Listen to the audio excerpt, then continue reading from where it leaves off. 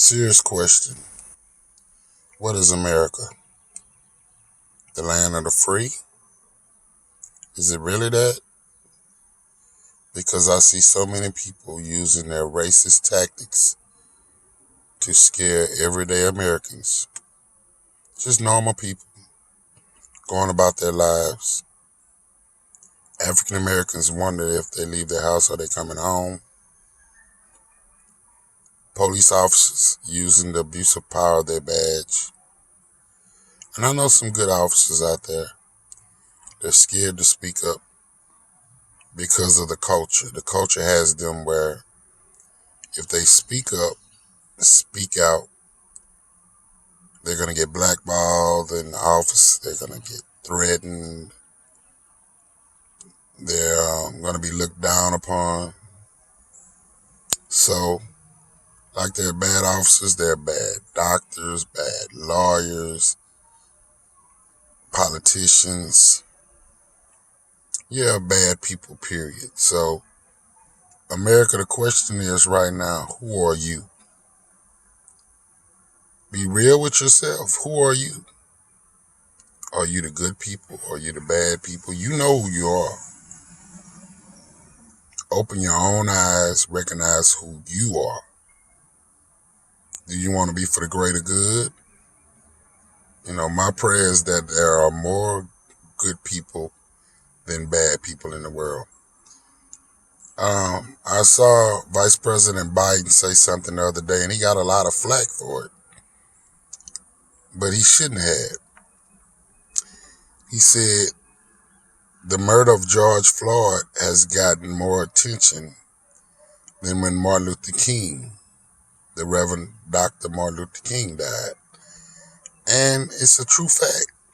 Not to take nothing away from the great Dr. King, because he set the groundwork for when such a tragedy as what happened to Mr. Floyd happened.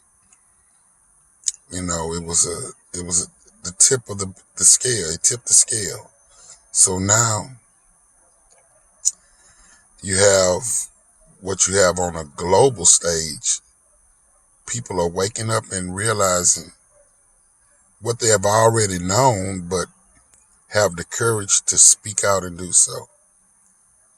You have sports like NASCAR realizing that racial inequality, systematic racism exists. And now you have people that are realizing we have to do the right thing. History always points to the right thing. I mean, we went through America being founded, still was founded with slavery. You had the Civil War. And, that can be confusing because we hear a lot of people like to say Lincoln freed the slaves, but if you do your fact checking, you will find out the only slaves he freed were the ones in Washington, D.C. This is not me talking. These are facts. For if the southern states, there were a few southern states that had they abided by the rules, they would have been able to keep their slaves. So let's understand the entire history. Thank God that people are free to a certain extent, but it's free in another way because you still have places like Louisiana, where I'm from, where we have the highest incarceration rate, not just in the United States, but in the world. Angola houses a lot of African Americans, and it's pretty much a slave quarters. My uncle did over 10 years in Angola, so I got to witness what it's like to be at that place. So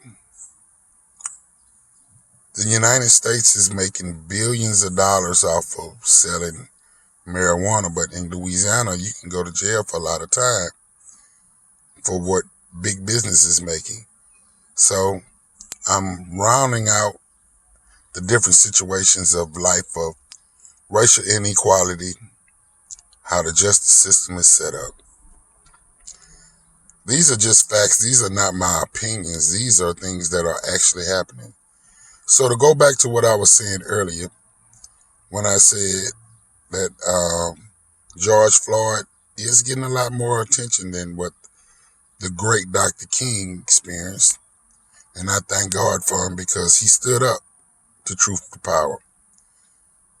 His immortality will be sketched in the history books for years to come.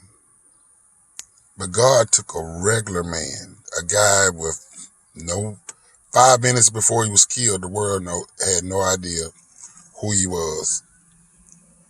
And God allowed him to become a global phenom. So yes, George Floyd made a highly impactful view on a world stage. Not to take anything away from Dr. King. Great man. I grew up studying Dr. King and the great speeches and the bravery. He set the stage for a George Floyd, a Breonna Taylor. The list goes on. It's too many to count. A systematic racism, not just by police officers, Trayvon Martin. And the list can go on and on and on. Eric Gardner, the list can just go on. Philip Castile, the list just goes on and on. So my tidbit to America is, who are you? At the end of the day, when you have to think about the decisions you make in everyday life about people, who are you?